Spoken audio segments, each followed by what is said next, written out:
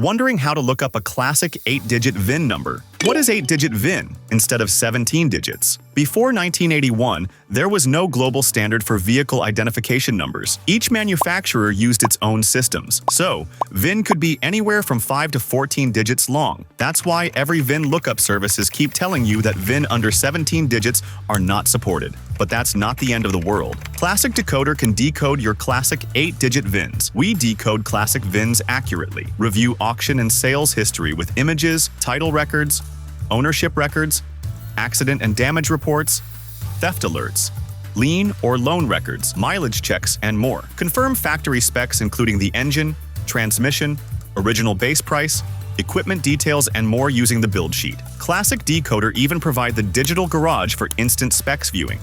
Upload documents and photos to track your restoration journey and showcase your entire collection. Other VIN decoders often fail to decode classic 5 to 14-digit VINs, but Classic Decoder is built to decode them accurately. Proofs in the results. Here's what real users say. Use the discount link in the video description to get whopping discounts on classic history reports and build sheets. Classic Decoder is also available on the App Store and Google Play. Check your classic 8-digit VIN today. Unlock its history, factory specs with report, and build sheet instantly.